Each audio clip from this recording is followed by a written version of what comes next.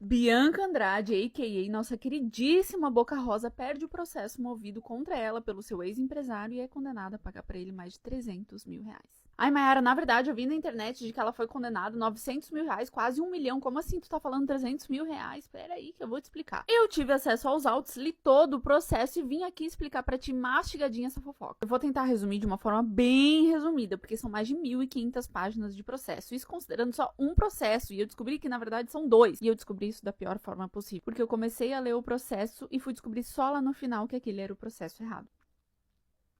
Ou seja, eu tive que ler os dois integralmente, foram mais de 3.000 páginas, tirando os milhares e milhares e milhares de documentos. Então vamos lá para te explicar isso de uma forma resumida. Eu acho muito difícil, mas se você não conhece, Bianca Andrade é uma influenciadora digital, youtuber, empresária, mil e uma utilidades, que tá aí na internet há muitos e muitos anos e também é conhecida como a Boca Rosa, dona e proprietária da marca Boca Rosa. Aí, segundo informações que constam no processo, entre 2015 e 2018, ela foi agenciada pelo Flávio Thiago Silva da Luz, o nosso protagonista dessa história. O Flávio alega no processo que eles eram muito amigos naquela época, praticamente melhores amigos, e ele inclusive demonstra que eles têm uma tatuagem juntos. E que, apesar da grande amizade entre eles, ele realizou atividades de agenciamento, empresariado, representação comercial, gestão de imagem, gestão de crise, dentre muitas outras coisas, nesse período de 2015 até 2018. E que nunca foi formalizado um contrato por escrito, porque a amizade entre eles era muito grande, então era sempre uma coisa verbal, sabe, né, aquela de, vai fazendo aí que eu vou te pagando, mas que existia sim uma prestação de serviço por parte dele pra ela, mas que, entretanto, contudo, todavia, porém, ele nunca recebeu o pagamento pelo serviço que ele prestou pra Boca Rosa. Então, segundo o que ele alegou no processo, depois de ter parado de prestar serviço pra Boca Rosa em 2018, ele começou a amigavelmente tentar fazer um acordo com ela para que ela pagasse esses valores referentes ao serviço que ele tinha prestado entre 2015 e 2018. E ele ficou, tentando, tá? Porque ela reconheceu alguns valores, conversou com ele várias vezes pra eles tentarem fazer um acordo, conversou com ele sem advogado, conversou com ele com advogado. Aí em 2020 eles até combinaram um dia pra ele ir até o Rio de Janeiro pra conversar com ela pessoalmente pra eles fazerem esse acordo. Ele viajou até o Rio de Janeiro e no dia que ele tava indo se encontrar com ela avisou que não poderia comparecer e que na verdade estava em São Paulo. Ou seja, segundo ele, ela ficou se esquivando durante anos essa obrigação de pagamento. E gente, o rolo é grande, porque daí na época isso foi parar até em site de fofoca, daí eles brigaram através de comentários, ele falou um monte de coisa, ela falou um monte de coisa, ele falou que ela devia a ela rebateu, enfim, a situação tava bem enrolada, até que em 2022 ele aparentemente encheu o saco de toda essa situação e ingressou com uma ação judicial, que foi basicamente uma ação de cobrança, cobrando esses valores dos serviços, que ele falou que era mais de 400 mil reais, e também uma indenização por danos morais em 80 mil reais, por toda essa situação que ela fez ele passar, e também por causa dessas humilhações públicas nas redes sociais que aconteceram. Aí assim, gente, se o rolo